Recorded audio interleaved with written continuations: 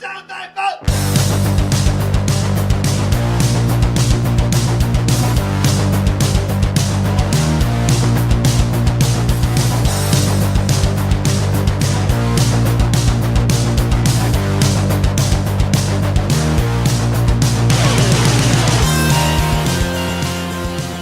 what's up, Stay Tuners? Welcome back to another episode of Stay Tuned Sports. This is your good friend Jimbo here, back again with our weekly MMA show.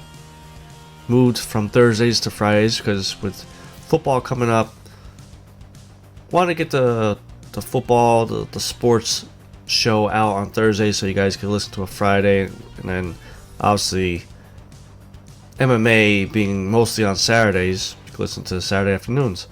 So that's why we kind of switched it up a little bit. A little bit of a slow week this past week for MMA news. I mean, I had Bellator last week. I watched a little bit of it. Matt Mitrione, he just mentally just didn't seem like he was there. Came out about his mouthpiece. He lost it or something like that. And the one that he had was the first time he was using it. Kept on falling out. But before we get all into the show, head over to Twitter.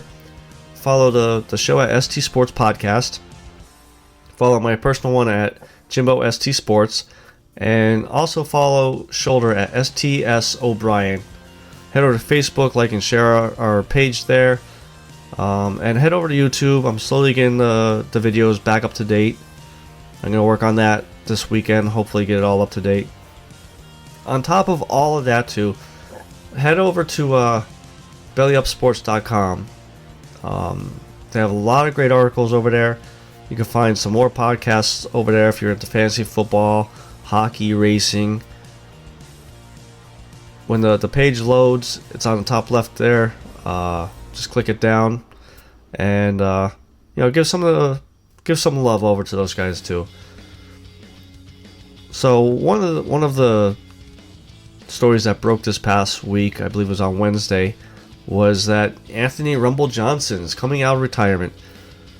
Kind of hinted at it a little bit towards the end of last year by saying that if Cormier and John Jones was up to heavyweight, he would think about it.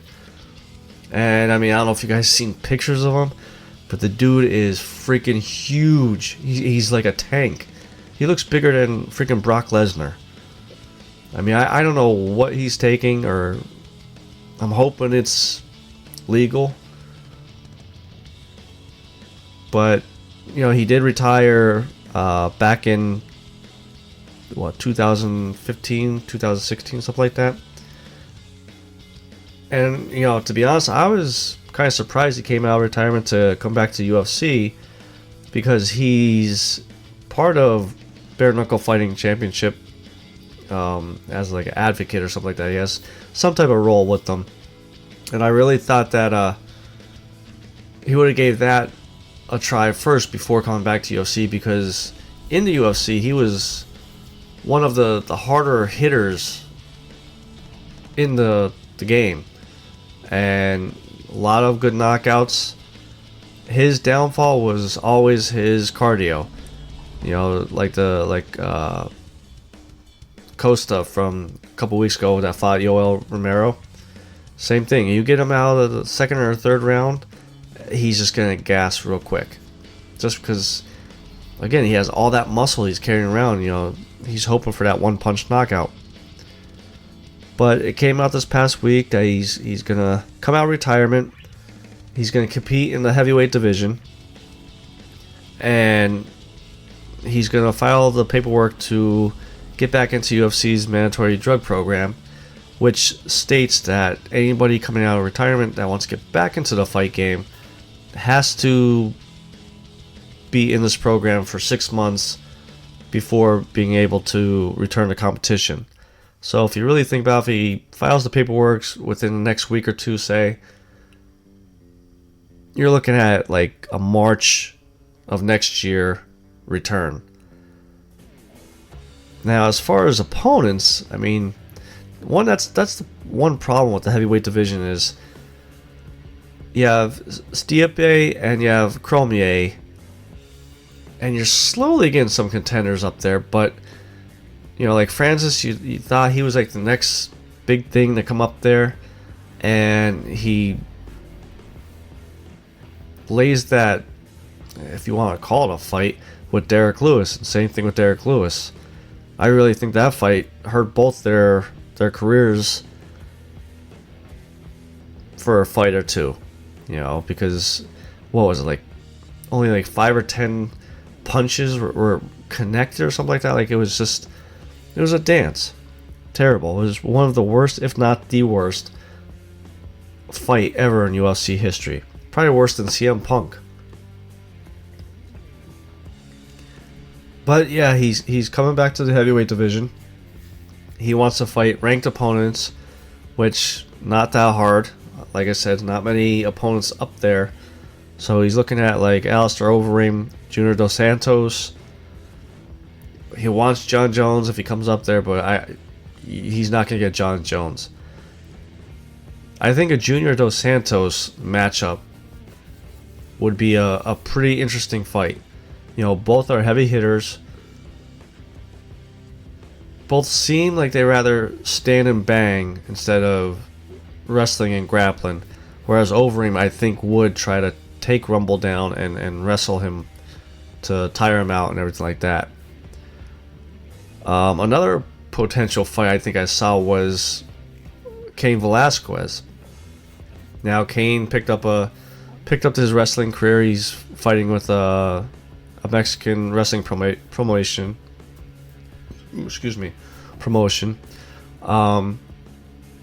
Seen a video of him too, and I'll give him credit. He's very agile for how big he is.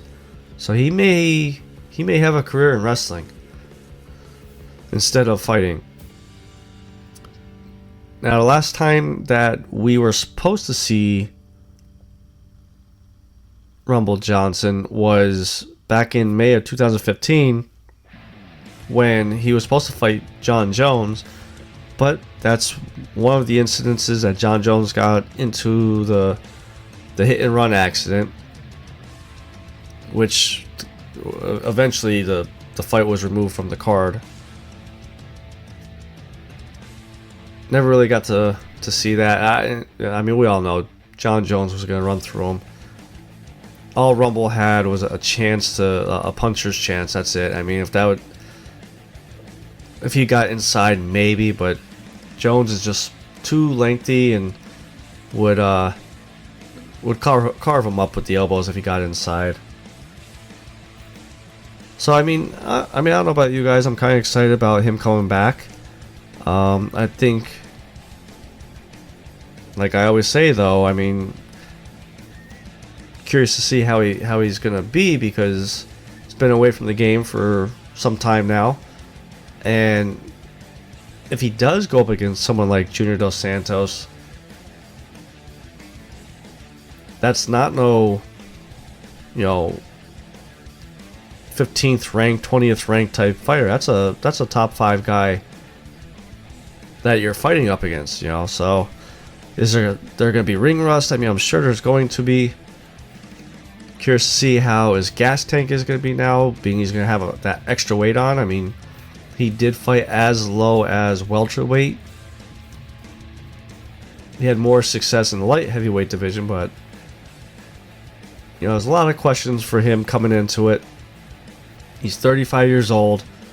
Really, Cormier, again, is the only one that, as an older fighter, has kept the momentum going as far as being a winner, so I'm excited to see what happens with Jones, with Johnson. And I just wonder if he's seeing if this is one last go, and then maybe head over to BKFC and enter that type of fight sport if this doesn't work out this time around for UFC. You look at the guys that BKFC's bringing in, and they just announced this past week that the October cards could be main evented by Bigfoot Silva and Gabriel Gonzaga. which again, they're older fighters. Silva, ungodly knockout prone now. I still don't know who I would pick in that fight. I mean, Silva's a big dude, so I think he would have the reach on Gonzaga, but again, Gonzaga, he's got some good hands, so when that gets closer, and we'll see what other fights get put on there. I know they've been putting on Twitter about James Ehlers possibly fighting Artem Lobov. I know Jason Knight wants to fight Artem Lobov. A lot of fights out there to be made. I think they can make a good card out of it for the fans. Unfortunately, there was a little bit of a upsetting story again with Bj Penn this past week. I'm sure everybody's seen the videos of him being in another bar fight. And this time around, he actually, there was 2 videos that came out. The first clip showed him on top of a person. Not sure, there's no confirmation if he was a bouncer or just a regular customer, but just pounding the living shit out of him. And then another clip got released like a day later, showing the same guy going after Bj Penn, and I swear, almost like you could hear Bj Penn say, "Go ahead, punch me." And the dude did a left hook and didn't knock out Bj Penn, but put him on his ass. And definitely was dazed because you could see him slowly getting up. People trying to separate and everything. Just Bj Penn, he just can't get out of his way. He's him and Connor. Like, honest to God, it's like Connor messes up this week, Bj Penn messes up next week. Connor messes up the following week. It's like they're competing with each other with this stupid shit. You got this bar fight here. You have the bouncer he fought a couple weeks ago. You have, I believe, it was either late last year or earlier this year, the accusations of him beating his wife or girlfriend. And you gotta think that his fight with Nick Lentz is up in the air. I mean, UFC hasn't made any comments on it, and really hasn't commented on Bj Penn about any of his legal issues. And you know what? I have to kind of agree with Nick Lentz that why would the fight get canceled now after this video when there was already a video out there with the bouncer, or with the accusations about the wife or the girlfriend? Why all of a sudden are people crying out saying, "Hey, this dude needs help," which he does. There's something going on that someone needs to step in and say, "BJ, listen, you need to get yourself right and situated before you go fight," because it's showing that you got Joe Schmoes out there knocking you out. Is it too much partying, too many benders? We don't know. We don't know his private life. But it's about time that I think BJ, at the age of his age, to say, I gotta look at the people I hang around with and get my life straight before I find myself in a gutter, dead. And unfortunately, that's what it's looking like. I mean, the type of lifestyle he's living.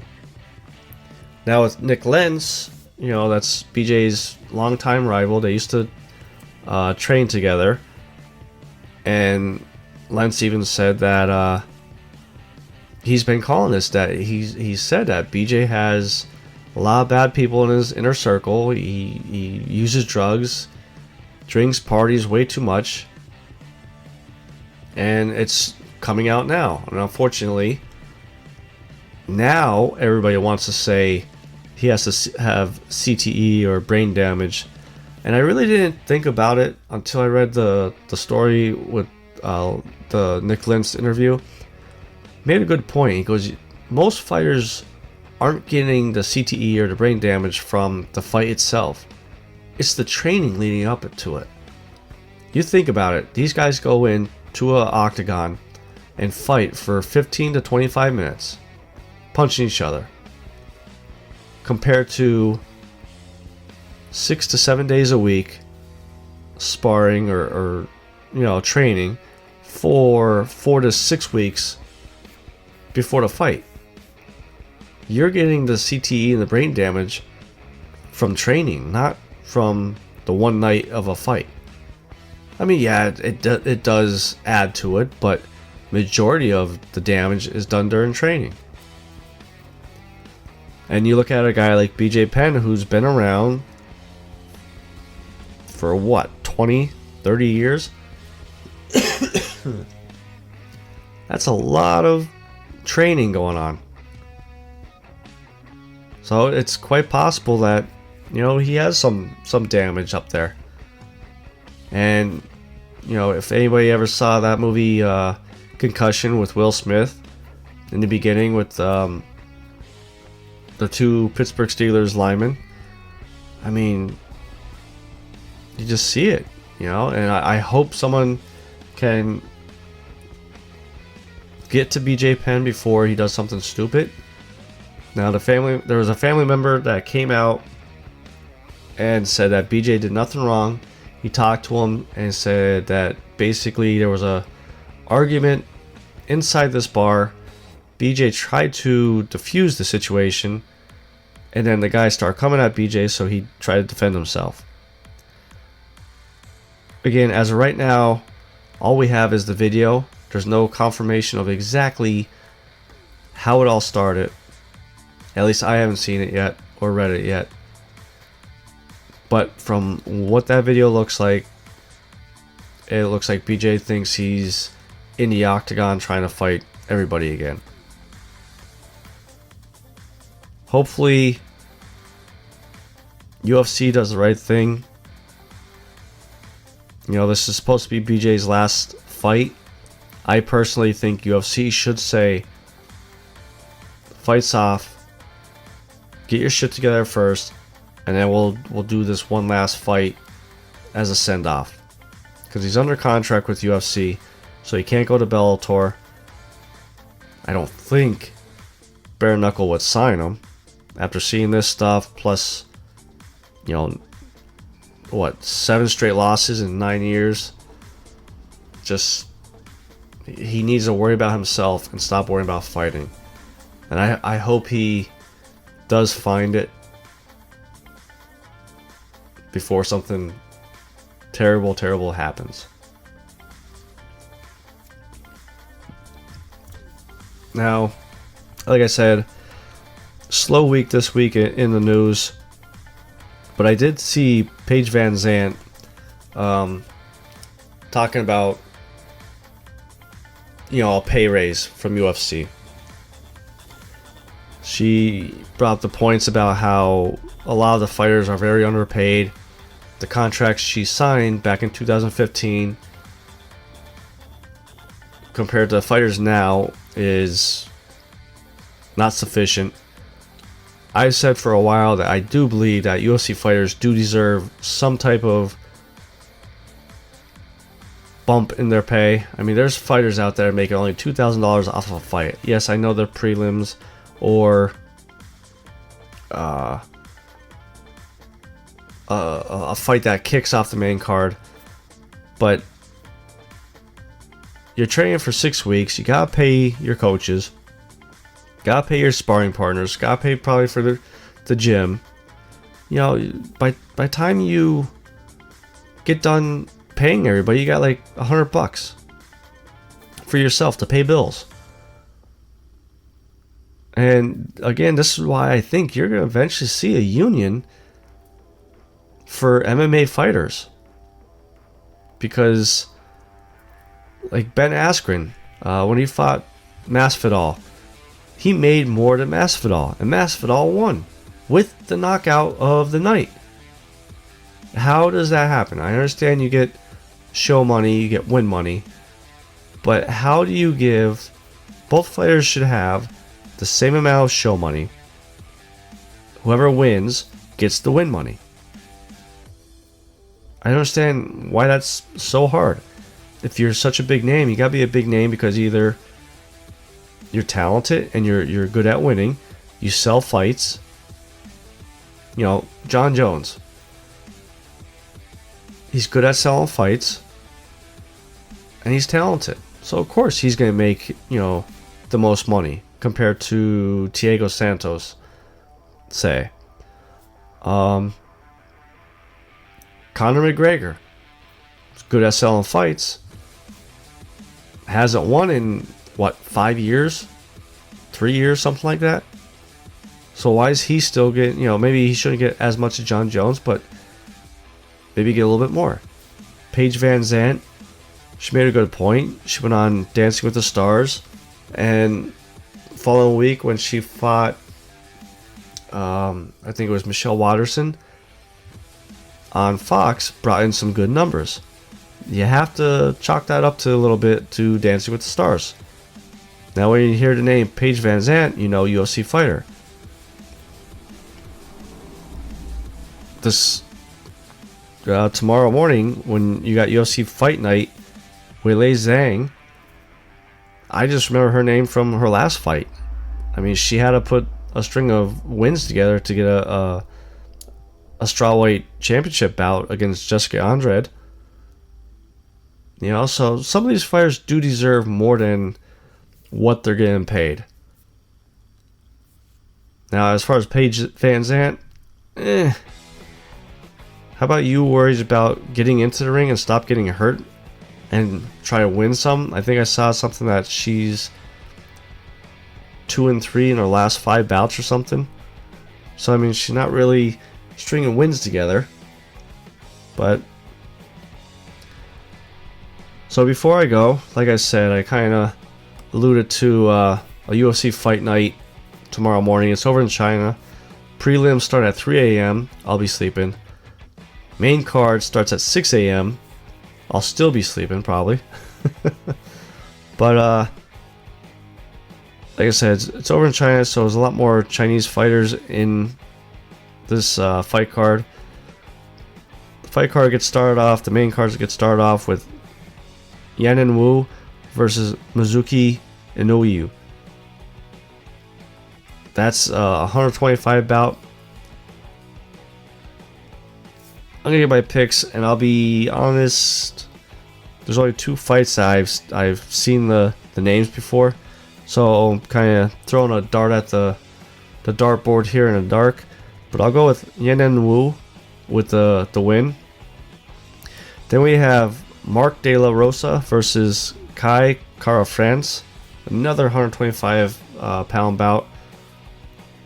Gonna go with Mark De La Rosa. Go with a knockout. Seems like there's been a lot of knockouts lately. Again, Bellator, I guess I missed a very good card overall because every fight was a knockout or submission.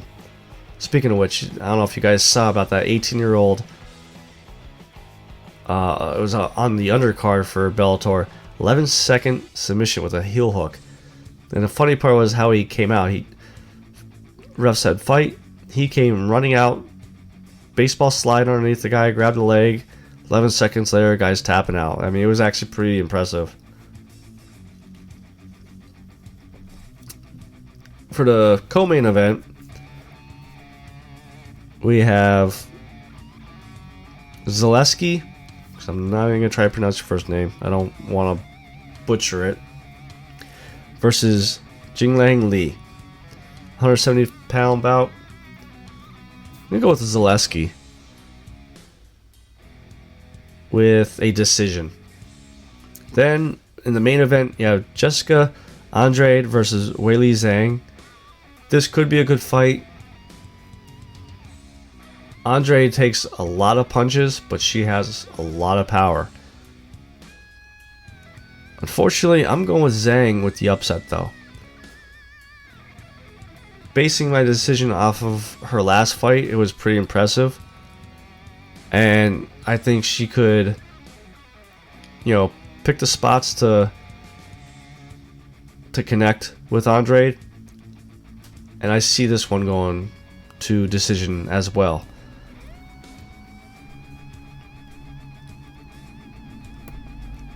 So, like I said, guys, not too much going on this week. Kind of excited for BKFC. Got another 2 more months before that's back. Big pay-per-view next weekend, next Saturday, with Khabib versus Poirier. Is that the fight that Conor McGregor comes back to fight the winner of that? We'll see. We'll see if there's a melee, because Conor's going to be there. Unless he go punch another old guy at a bar. But before I go, head over to Twitter. Follow the show at ST Sports Podcast. Follow myself at Jimbo ST Sports. As well as my co-host, Shoulders, at STS O'Brien. Follow us on Facebook. Share it all to your friends. Subscribe to YouTube. Head over to Belly Up Sports. Like I said, they got some great articles over there. Podcasts, any type of podcast that you would be interested in, even wrestling. So, till next week, this is your good friend Jimbo, signing out.